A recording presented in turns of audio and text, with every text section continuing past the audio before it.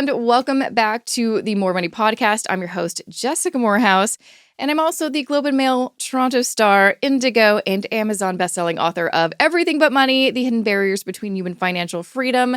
And it feels darn good to say that. But this is not about me. This episode is all about Shannah Game, who has 20 years experience as a certified financial planner. She's also a certified trauma of money specialist and has a new book coming out that is really speaking my language, Unraveling Your Relationship with Money. Discover and ditch your money trauma so you can live an abundant life. And she's also the host of the Everyone's Talkin' Money podcast with millions of downloads. And similar to me, she is on a mission to help women break free from shame and fear around money and to encourage them to build unapologetic wealth. And I honestly, it's funny that me and Shannah are just connecting. We were connected by a mutual friend who also has a podcast. He's like, you need to have her on your show. You need to be on each other's shows. And we did do a podcast swap. So make sure to check out her podcast for that episode with me talking about my book. But we really were like working in parallel and had no idea, talking about money trauma and the psychology and behavior of money, and coming from similar backgrounds, me as a financial counselor, her as a financial planner. And it's funny, I think I was on her show years ago, and I can't believe I hadn't had her on my show up until now, like a travesty. So I'm so excited to have her on the show to talk about her new book and for us to dive deep into some of these topics that we're very passionate about and we did a ton of research for. So you are going to absolutely love this episode. So without further ado, let's get to that interview. Welcome, Shannah, to the More Money Podcast. Thanks for coming. I can't believe that you haven't been on the show. I thought that was my bad. I thought you had been on the show years ago, and I think I just thought about it. Never invited you. But now we have a reason for you to come on the show. An amazing reason. You have a book coming out very soon. Congratulations. Very exciting. It's called Unraveling Your Relationship with Money. Discover and ditch your money trauma so you can live an abundant life. Sounds very, very familiar. Topic's very familiar to me. So I'm so excited to dive right in. Before we get going, though, you mentioned in your book, in your bio, you have over 20 years of experience in personal finance and financial management. You're a certified financial planner. And we also both did the Trauma of Money program, which is really interesting. Makes a lot of sense why we both did that program. I think we were interested in the research and the information for our own books, which is amazing. And you also, of course, are a podcaster, which is amazing. Everyone's Talking Money. Tell me a little bit, give me a little idea of how you got started. You've been doing this for so long. What initially got you into this world and then eventually got you to a point where you're like, I need to write a book, but I need to write this particular book? It's interesting because my path, probably like most people's path, is super windy. If you would have asked me in my teenage years, oh, you're going to be a money expert with a podcast and a book, I would be like, that's funny. That's funny. Yeah, no one dreams of that as a child. No. I started my first business actually when I was in college. It was one of the first national student film festivals. And I ran that for 5 years. And I kind of call that like my real life MBA because I had to balance a whole bunch of stuff and ended up selling that. And I was getting a master's in business at the time. And I was like, well, I don't know what to do with all these weird skills. And my dad had been in the financial industry his whole career and had a small firm. And he was like, well, I'm kind of bored. Why don't you come work with me? And I'm like, really? Okay. I mean, I think I'm a little bit more creative than that, but all right. But, it was really interesting because from day one, we were working with people who had a lot of money and I could see the similarities between them and like my cohorts that knew nothing about money, that everybody had sort of the same hangups. We were just dealing with different zeros, right? Yeah. In the bank account. And, that became really fascinating and interesting to me. And I had no idea quite what to do with that. But, I started speaking and writing and doing all the things that I love to do around money, realizing that, most of us don't have that financial literacy education. And then I taught for 10 years at a university in Los Angeles. And on a whim in actually 10 years ago, almost to this day, a student said to me, you should start a podcast. And I was like, really? And like, oh yeah, don't do YouTube, start a podcast. And that was like on a Friday. And on Monday, I had my first episode up. And What? then That's like quick. 2 weeks later, it was like number 2 of all podcasts above like Rachel Maddow and all these people. I'm like, what is Oh. happening? Like, who is tuning in to hear me babble about money? I have no idea what I'm doing. Yeah. And so, that's been a 10-year really interesting journey of figuring out like, oh, this could actually be a career. Oh, I don't have to have, do the traditional sort of finance background and way of doing things. And so I guess, my entire career, I've been essentially writing this book. So when I sat down to write it, it actually came out, in like 2 to 3 months, pretty Oh, really? easily That's for me. quick. But I think it's because I've been really thinking about this topic. And, when I did work with clients, it was more from a therapeutic perspective without me knowing that that's really what was happening. And the math was just like, oh, the math just comes after we dig and we get to these emotions, we figure out these blockades. So, that's really what was sort of the genesis of writing this book. I always knew that I didn't want to write a traditional personal finance book, Yeah. a lot about what you talk about in your book. There are plenty of amazing books out there. And, I didn't want to be another one of those that kind of got lost in the crowd. I wanted to really talk about what felt real to me. And that was this crazy thing we call, relationship with money. Now, I'm curious because you have seen probably so many different people's finances, and you mentioned that you've seen a lot of connections between people who had a lot of money and not a lot, and they were dealing with similar things. What were some of those things that, wow, they're touching both people at different income levels? That's fascinating. What were some of those commonalities? I think a lot of it, ultimately deals with the emotions that you talk about a lot too, the shame and the judgment and the guilt and the fear.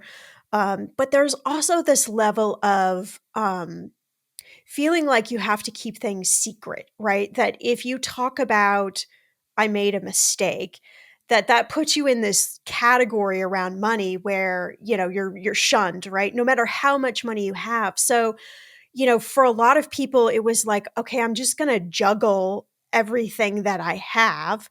And on the outside look real pretty and buttoned up and have the cars and the houses and, the watches and all of those sorts of things. But, really under the hood are these deep emotions that for I would argue all of us go back to childhood, what we saw or didn't see, heard or didn't hear around money and how those became unconsciously kind of cemented in us. And they're very difficult to understand that, oh, that's what's popping up. Oh, that's what I'm coming up against. So, I think it's really these emotions that we want to hide, that we don't want to showcase to other people, because that then equates to us either not knowing what we're doing or that we're making a mistake around this thing called money. And for most people that I've worked with, that is like pretty much the ultimate driving fear that they have, is that, they would look like a failure, particularly around these topics. And I would say, even for people who I worked with who made, I would say like north of $1 million, that was essentially at the key. Like, um, you know, what would people think of me if I, messed up my credit score, or I didn't know what I was doing, or I was just spending money recklessly. So, it just became, sorry, just became years and years of people like, um, stacking up these feelings around money, and usually would get to the point where it was just ready to erupt. And I just happened to be there for those eruption moments. And that's really where these skills come in, like you and I both have, of having these conversations and asking questions that a lot of people have felt super nervous to even confront themselves.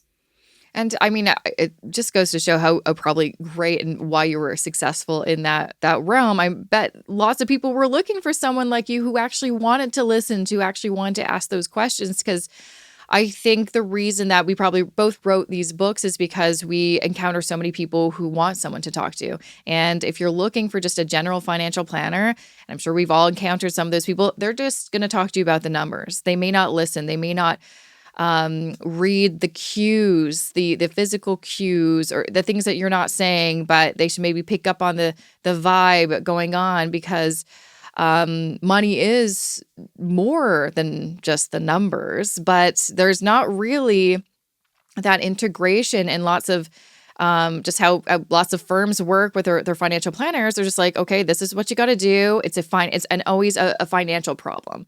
And so that's what I think our books are definitely doing, is trying to bridge that gap, because no one's bridging it. And, I get a lot of people, I'm sure you do too, being like, hey, I need some help with this. Who do I talk to? And I'm like, unfortunately, it's two different people. Yes. It's two different people, because there's not that integration yet. But I think I predict it will become more essential, especially too as we see a lot more automation and AI integration into financial planning, where, okay, what's something that AI cannot do? Feel feelings. So maybe that's what the future role of financial planners can be, is really to be that human aspect that so many clients are just desperate for.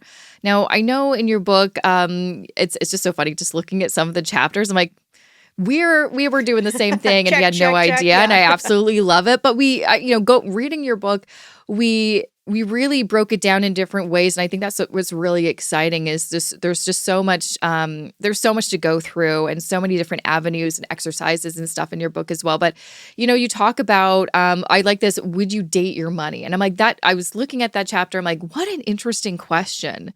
I mean, now I would, but back then before I wrote my book and really did some introspection, absolutely not. Why did you phrase it that way? And is that like a common thing to kind of kickstart a certain conversation you'd have with people, is would you date with money? And let's unpack that. Yeah, it is, because I'm always looking for ways that this, weird thing called money can feel more experiential, or can feel more like somebody can wrap their brains around it.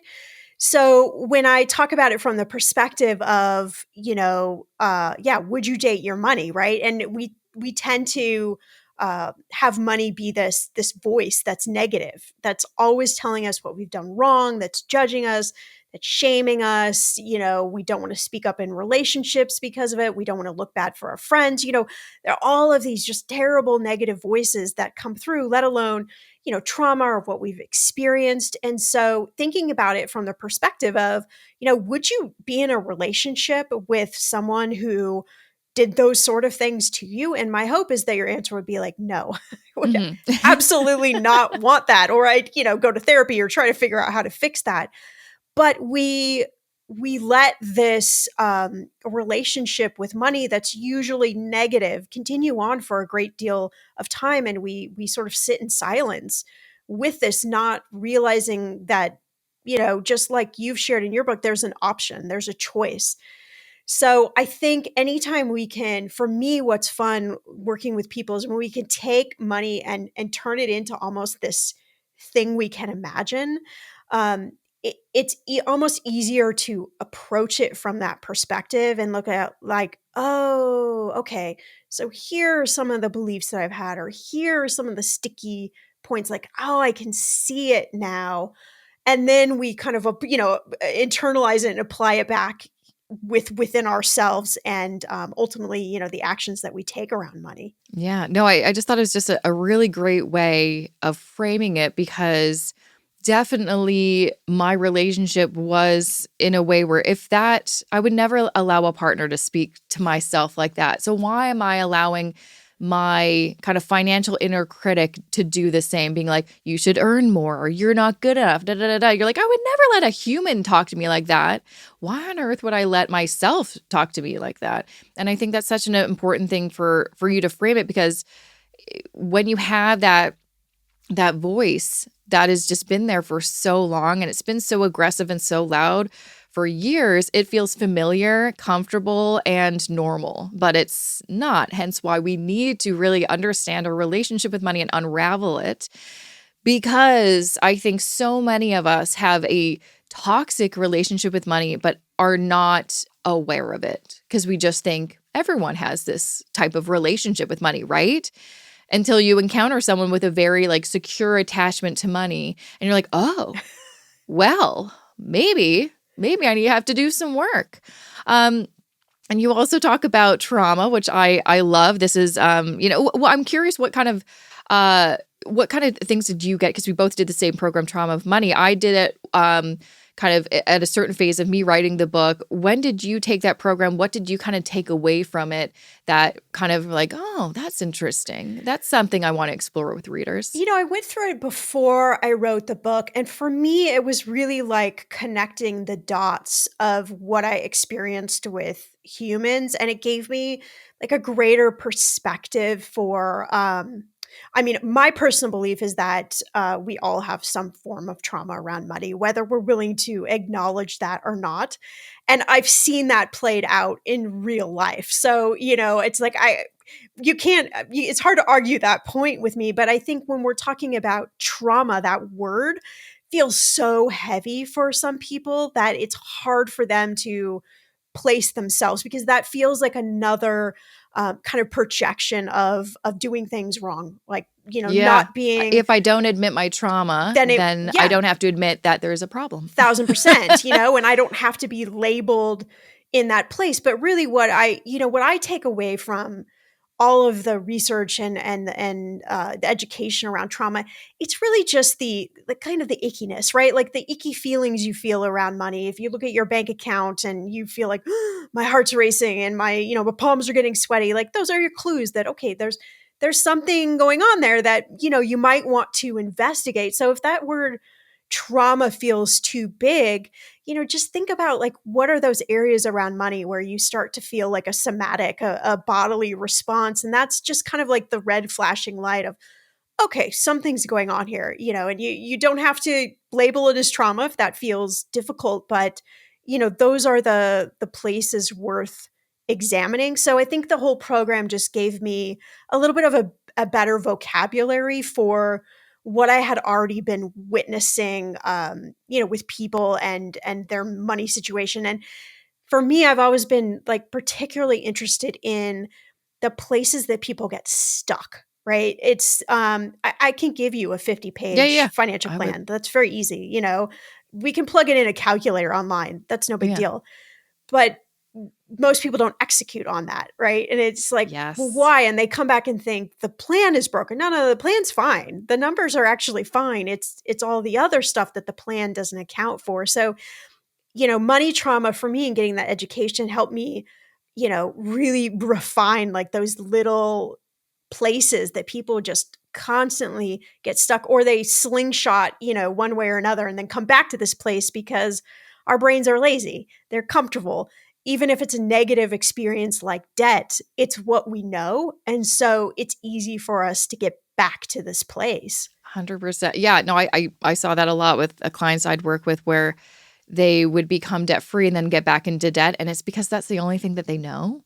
And it's just like a comfortable thing. And so, but even though they know they don't want to be in that place, but it's fascinating. I'm curious when you were, either working with clients or just doing some research for this book, what were some of those kind of common things that were holding people back in terms of their trauma that you're like, yeah, for example, I love how you kind of described that a lot of people will blame the tool or the plan or the software or this budget just isn't working. I need a different type of budget. And you're like, there's basically one type of budget. They all look a bit different, but they're all pretty much doing the same thing. The thing works. It's you. Do you think the hard part with people is they have a hard part admitting that there's something wrong, there's something going on? And I'm not of the belief that there's anything like wrong with you, but something I talk about in my book. Something happened to you, and we did to kind of dissect what happened. So I'm curious, yeah, from your kind of research or conversations, what were some things that you kept on being like, oh, interesting? A lot of people do that. I think there's this disassociation that a lot of us have with money, where it's almost like well, that's not me. I'm not Yeah. doing that. I worked with a couple who I wrote about them in the book, and they wanted to buy a house, and they made really good money, and they lived in a rent controlled apartment, and there should be no reason why they shouldn't have saved a down payment. And when I went to work with them, I'm like, okay, do you have a budget or a spending plan in there? And they handed me this like wrinkled piece of paper, and they were like, here, and how old is this? Oh, I don't know, a couple years old. I'm like, okay. So, I scrubbed through their bank statements and, categorized everything. And, there were some really interesting things. And, when I'm going to share from the story, you're probably listening going, no, that's not possible. But this is the disassociation part. So they love to go out to eat and they love to treat their friends to dinner. And they wrote on this wrinkled sheet of paper that they were spending $400 a month eating out. In actuality, they were spending between $3,000 and $4,000 a month eating Ooh, out. And big difference. the person on the other side goes, well, that's crazy. How could they not know that was happening, right? But we disassociate Yeah. from the reality. And when I showed them, they were like, oh my gosh, is that how much we're spending? You're like, they're swiping their card every single time.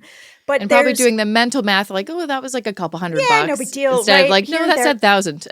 Exactly. And so when, they kind of connected these dots, it was like, okay, well, now you have a choice. You could keep going this way, which would be fine if you wanted to, or, you have the option to change. And so when they started to realize like why they were doing this, why they were spending so much, and that what really they wanted was to buy this house, within 6 months, they had enough money to purchase the house. But I think we tend to separate from ourselves some of these things, and it's almost like they're outside of us. We don't have to pay attention to them. That can't possibly be the issue at hand. And for them, the reason they wanted to spend so much money was they felt like because they made good money in their career that they owed it to their friends to treat them to all these dinners, which goes back to their money stories. They both grew up without a lot of money, and they went without. So it's like we can trace it all the way back, but it starts from this kind of like aha moment, and that's what I find with most people is this disassociation until I'm literally like putting some evidence in front of them and saying, okay, let's peel the onion skin back and let's look at where this actually comes from. That's fascinating. Like it's almost like you've got to find out first what's the issue and the issue that you may not see in front of you, but I can see clearly.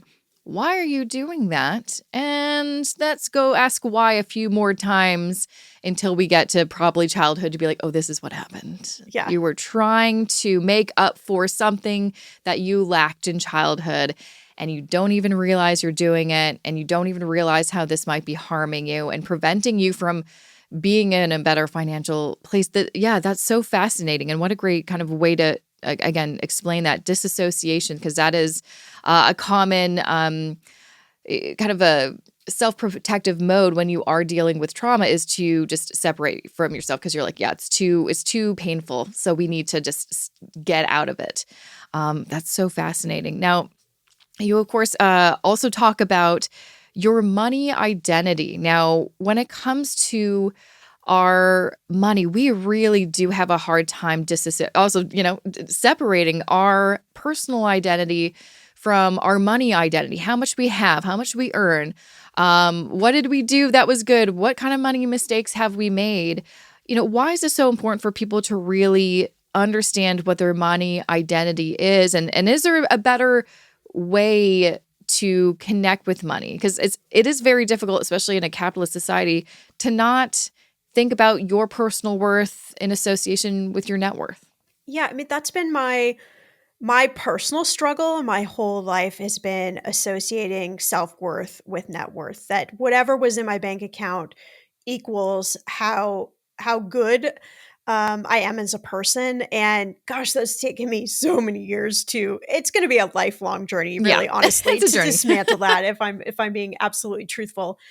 And I feel like, gosh, like think about how um how people could show up in a truly authentic way if those two things were no longer connected. And I know that's a very lofty dream because, yeah, we live in a society where obviously we need money, and money separates us. It separates people, it separates cultures. I mean, Yep. it just is that thing. It's turned into that thing. So that's a very difficult thing to do, to separate those two. But I think there's freedom when you can look at your strengths around money. What are the things that you do really well?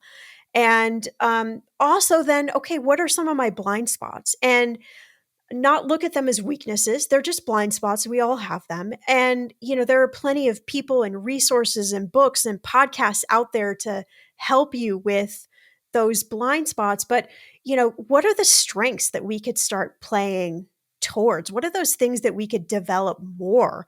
Like, oh, I'm really good at this.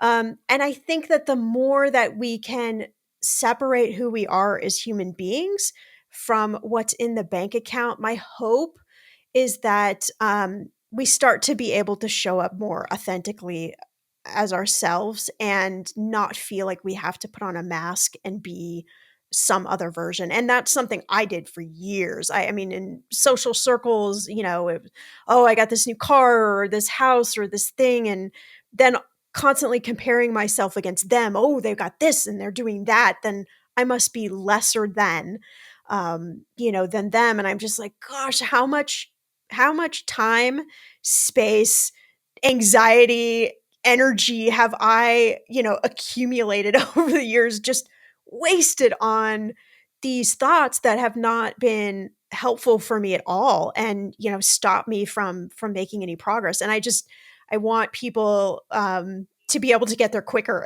and to not have to deal with some of that. I mean, that's also just like, again, a great way to think about it. Too often, I think, especially just like financial advice, especially the traditional stuff, is focused on what you're not doing, what you're doing wrong, what you need to fix because there's a problem and you're the problem. But why don't we come from a place or start from a place where we take a look at what are we doing right?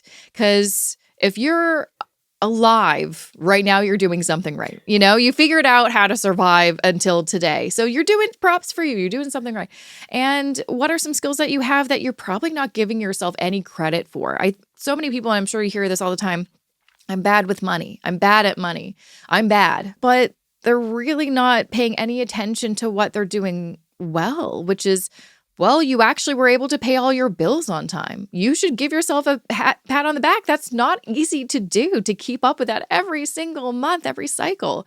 So we really need to pay attention to what are you doing right? And then instead of looking at it as what are you doing wrong, is what can we improve on? Always some room for improvement, right? That's an opportunity. I like instead that. of a problem. When I feel like, as society, we're set up to look at money from that negative perspective, right? You're in Canada, I'm in the States, and I don't know about where you are, but I could count how many like commercials are about, you're far behind with money, you're not making the right choices, and it's just we're like inundated by these messages. And then, there's some loud voices in this space Yeah. who come at things from a very negative perspective. And so you just are like frozen in that belief system. And, I know why they don't do the other thing, because it doesn't sell, happiness No. around money doesn't, get us into more No. credit That's why card the news debt. is like negative. Yeah. News that's negative gets your attention. News about all the things that are going well in the world, not as exciting. It doesn't, get the adrenaline going, So I get it. But yeah, it's tough when the loudest voices are using, modes of like shame or just putting people down to get eyeballs on them. And then people think that, well, that's what financial advice looks like. And you're like, it doesn't have to, though. It really doesn't. There are some great voices like you and me that try to come from a place of taking care of people and just being a little softer. Because I'm sure, too, we've also, like, when I was in my 20s learning about this stuff, those were the voices I gravitated towards because they were the loudest. And I had to really do some work on myself to unlearn a lot of those feelings and lessons because they were really unhealthy. I was so hard on myself for struggling as a 20-year-old. No kidding. Who wasn't, We just got to be nicer to ourselves. I agree, and I always say like just get some blinders. Like put up some like, Yeah. mental blinders because um I mean, I don't know about anybody listening to this, but I just refuse to live any longer being so anxious, so fearful about Yeah. money. It's just it affects everything, relationships, Yep. sleep, career. You can't think. I mean, you just can't think when you're in a constant place of kind of fight or flight around this topic. And for me, it's just been a struggle of like, I'm not doing this anymore. There's got to be a better way. And I don't care who's yelling at me for doing whatever. Like, I'm not listening to you any longer. Yeah. So, well, that's a great question is then how does one put those blinders on? How do you silence the noise? And there's also a couple different issues at play too. Is it, or we're dealing with a financial issue where it's like, I'm worried about money because I'm really worried, like the money's not there. Or it could be the other side. I'm worried about money and I shouldn't be, but I still am because the money is there. The numbers are there. Everything's fine. Why do I feel so bad? I think a lot of it is this awareness that we talk about in both of our books of diving into some of these topics like money story, like what you learned, like the trauma angle, the experiences that you've had around money, the good and the not so good, to have this awareness of like, oh, what happened there? How is that impacting me? I think is really important. But I also think, particularly from women, I hear this a lot, a version of they'll never be enough, or my fear is they're never enough. And, I understand that. I really do. And I probably held on to that for quite some time. But I think we don't spend a lot of time thinking about what does enough look for us? What values do we have around money? And until we recognize what that is, there will never be enough because we'll never, reach that place. So it's really important. What do I want this thing to look like? And thinking about your values, thinking about, aligning your spending with the goals that you have and not looking at it from a place of like budgeting, like it's trying to tell me what to do or lack. That goes really far to helping you kind of put up those blinders. And it's not going to be 100% science. So, don't even attempt for that. Like go for like a 60-40, right? Like 60% of the time you got the blinders up, 40% of the time it's just, all over the place.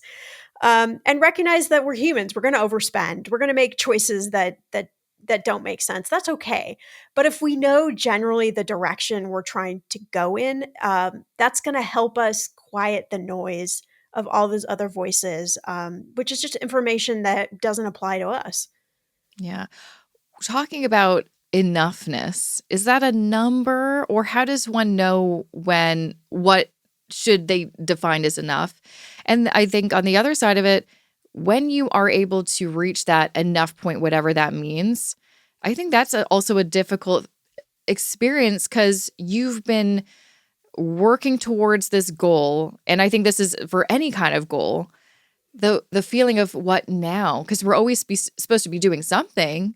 We never talk about what happens when you finish the race because we're always supposed to be on this race until we die. So I'm curious what your thoughts are on how does one define enoughness and what do you do when you get to that point? I think the start to defining enoughness has to not include any numbers.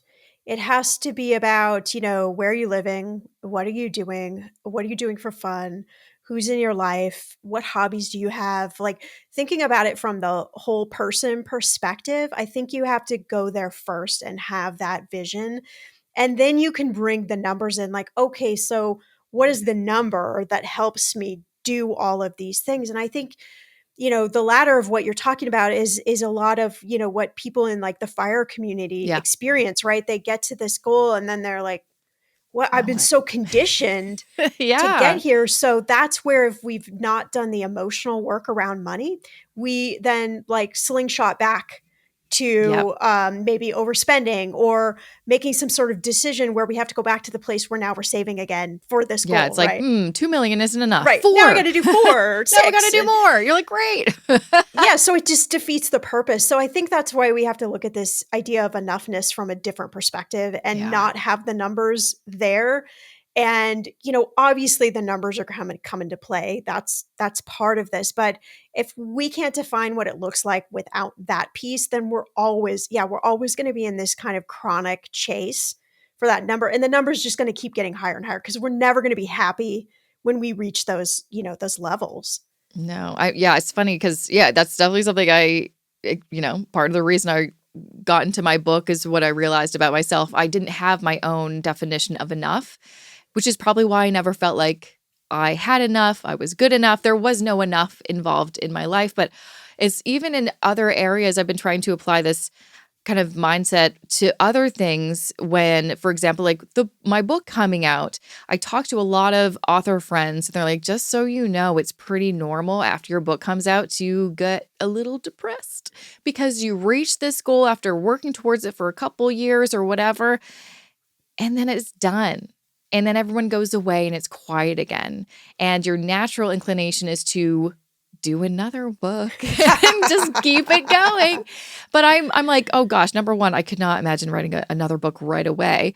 But I'm like, I need to learn how to savor things. So I think that's kind of what you're talking about is you need to stop focusing on the end point or what you're going to reach, but actually, as cheesy as it is, you've got to enjoy the journey. You really do. And we are really bad at it because no one talks about it. It's really like when you watch a movie, it's even if it's like a road trip movie, the whole point is getting to a destination.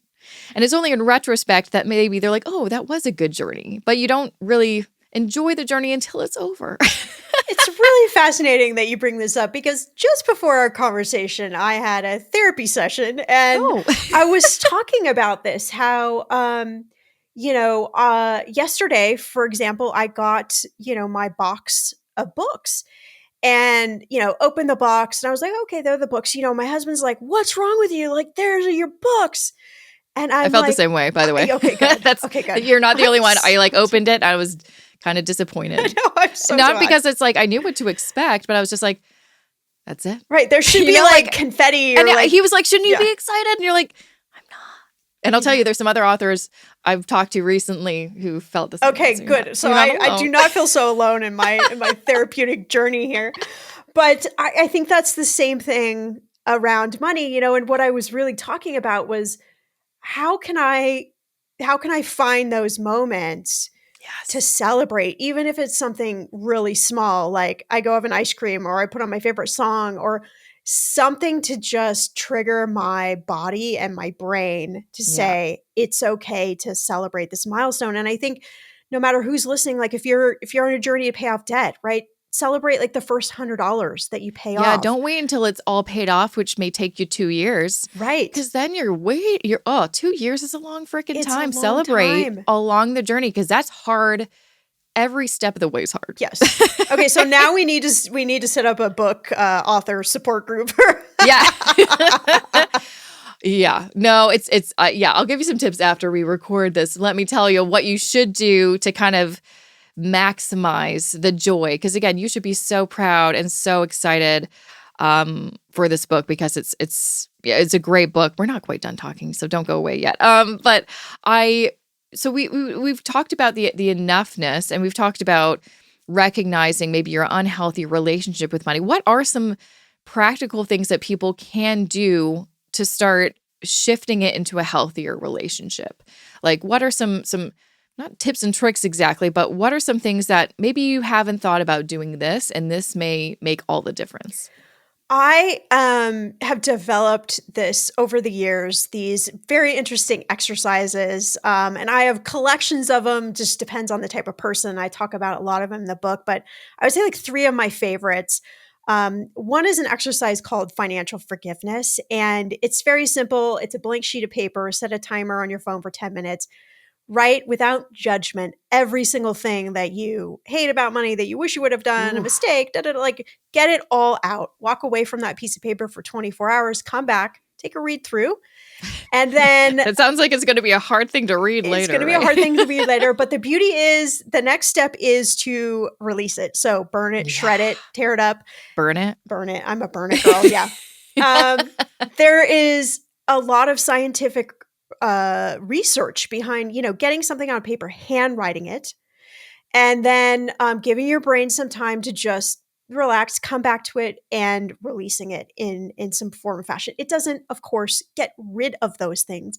But what you're trying to do is tell your body and your brain, like, hey, we don't have to hold on to this any longer. Like, we can actually move forward. Another exercise I like a lot is if somebody's listening and they're a journaler, I've got two for you. You know, we're talking all about our money story, right? Those are things that happen in the past. I like to ask people to write their money hero story. So, what is the version of you going forward? Put your cape on, imagine your life, imagine the enoughness, imagine your relationship with money, and write out the narrative of what you want it to be going forward. Because until you can get that out, you can't visualize that process. And then the last one is something I call a hey money letter. And I do this personally. I have a blank journal, I put it by my bed. And every night before I go to bed, I write, hey, money. And then I write whatever I want to money.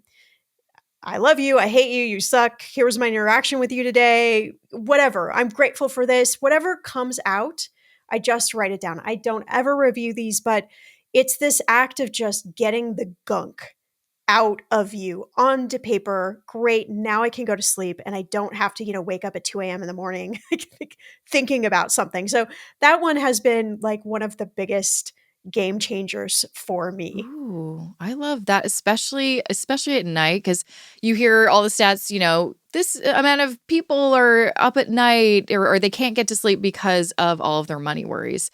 And I get that when I worried about whatever, it's in my head, like you just cannot get it out. And then you're waking up at 5 a.m, you're like, I'm still not asleep. So having that practice, but I think what's so amazing about all those exercises you just said is there's something tangible, there's something physical about it. Because again, I don't believe you can't just let things go because you're thinking, I'm going to let it go. Now it's gone. It's like you've got to have some sort of action to just tell your body that we're also letting it go. Something Yes. physical to remind, because you're probably familiar with it or whatever, but me and my husband, not joke, but we like say it all the time when something's like so obviously about like, this is something about you or your past. You're like, oh, the body keeps the score. Like the body knows, man. The body knows. It's true. It will tell you when you're feeling a certain way or when something's in there that you need to get out. And so by having some sort of practice where you let your thoughts out on paper or you just get it out physically, you yell, whatever. Yes. It really does. Your body then pays attention and then your mind pays attention. And that's why I think, there's all of these movements around manifestation, which is great. Yeah. That's a visualization process, but we've got to pair it with what you're saying, like some sort of action in order for our brain and body to be like, oh yeah, okay, we're doing something different. We can't just think our way out of a problem. We have to really pair it with something that we're doing. Mm-hmm. Since you mentioned therapy, and I know like that's something that's so important. In my life, I go to therapy, and I'm an advocate for everyone to go to therapy. What do is that something that you typically suggest that people look into, and what can people gain out of adding that to their, financial healing journey? Yeah, absolutely. I'm a huge fan of therapy. There are a lot of great money therapists out there now. But you can, certainly go to just a general therapist. But, I would look for someone who's used to dealing with trauma, some level of trauma, and some of these real big, heavy emotions like the shame, the fear, the, anxiety um, around money. Because ultimately, we both know this, like it ultimately isn't about the money. Right. There's something else that is going on. There's something else that you experienced or you're not able to live out the life that you want because of X, Y, or Z. Like there's something more to the foundation than just money. And so I think therapy can do a great job of helping you recognize that. One of the therapeutic models that I currently am exploring with my therapist is something called IFS, which is Oh my gosh, you're speaking my internal language. family systems. Yeah, I love And IFS. so, Internal family systems. understanding just from a real basic perspective that there's these different parts of us and these different parts come out. And the ones that are ingrained from childhood, which kind of then stem over to our relationship with money. Those are really difficult to deal with. So, Yeah. I think therapy is just a great way to access like what's really going on, and how do we get down to that so we can, make decisions around money and actually, work towards them and reach those goals. Absolutely. Well, I'm so excited that you have this book coming out because I think there needs to be way more books about these topics.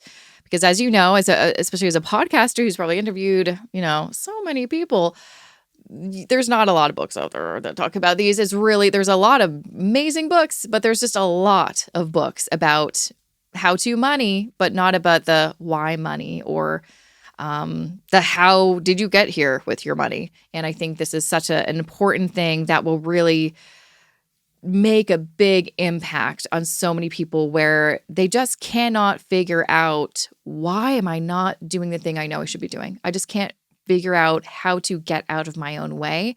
And I think you offer so many great exercises and just things for people to really consider to heal their relationship with money, and even just understand you have a relationship with money and we need to talk about it. So thank you so much, Shannah, for coming on the show. Where can people grab a copy of your book, Unraveling Your Relationship with Money, Ditch Your Money Trauma so you can live an abundant life? And where can people find more information about you and your podcast? Let me know.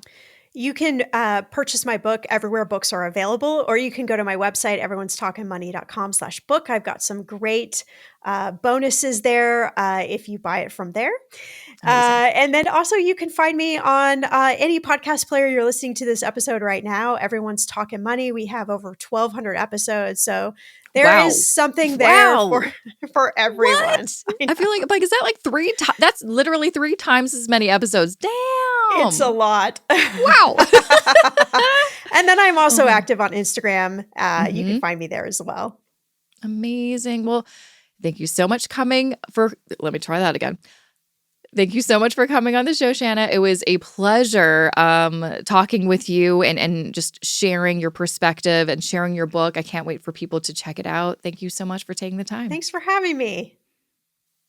And that was my episode with Shannah Game. Her new book is called Unraveling Your Relationship with Money, Discover and Ditch Your Money Trauma so you can live an abundant life.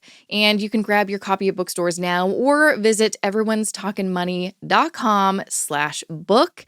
You can also check out her podcast called Everyone's Talking Money on any podcast platform, and make sure to give her a follow on Instagram at Shannah Game. And like I mentioned, I am going to be giving away a copy of Shannah's book. So if you want to enter to win, just go to jessicamorehouse.com/contest, and I will be updating that page as I get more authors on this show. And they have books that they have that I want to purchase to support them and then give away to you. So jessicamorehouse.com/contest is where you can learn more about that. Now, speaking about books, I have my own book, Everything But Money, and I am just very excited about how it's been going. I've been getting some really amazing feedback and DMs, and it's very exciting. And so in case you haven't checked it out, you may want to check it out. It's available everywhere. If you go to jessicamorehouse.com/book, you can find all the information you could possibly want about it, including links on where you can purchase it. You can also borrow it from your local library. And if they don't have it, you can ask them to get it for you. They do that all the time. So make sure to do that. But if you want access to some of the kind of companion extras that I built specifically for the people who pre-ordered my book, but now I want to give access to anyone who wants it. Well, you could purchase it if you want, but if you want to access those for free, all you have to do, there's instructions on the jessicamorehouse.com/book page, but all you have to do is give me a rating or a review on Goodreads or Instagram or Indigo or whatever book site you want.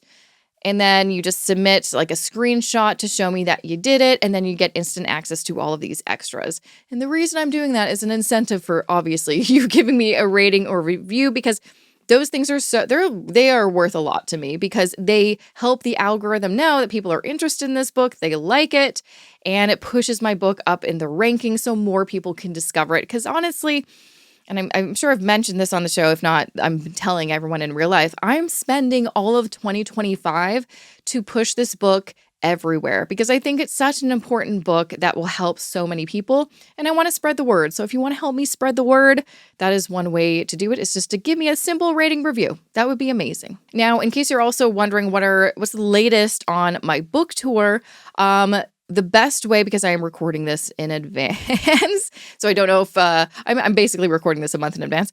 So I can't tell you right now what's going on, but you know how you will be able to stay in the loop, getting on my email list, jessicamorehouse.com/subscribe, or following me on Instagram. So that's at Jessica I. Morehouse is where you can find me there. And hopefully I will have added some more dates to my book tour.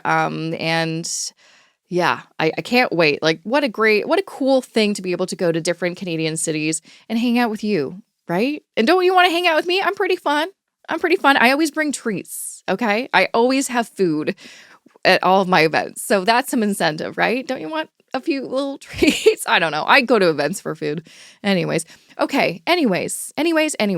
I've got a lot of amazing guests coming up on the show, so I can't wait to share those new interviews with you. So hang tight. And with that, I will be back here next week with another one of those interviews. So thanks so much for listening, and I will see you soon. The More Money podcast would not be possible without the amazing talents of video editor Justice Carrar and podcast producer Matt Rideout, who you can find at mravcanada.com.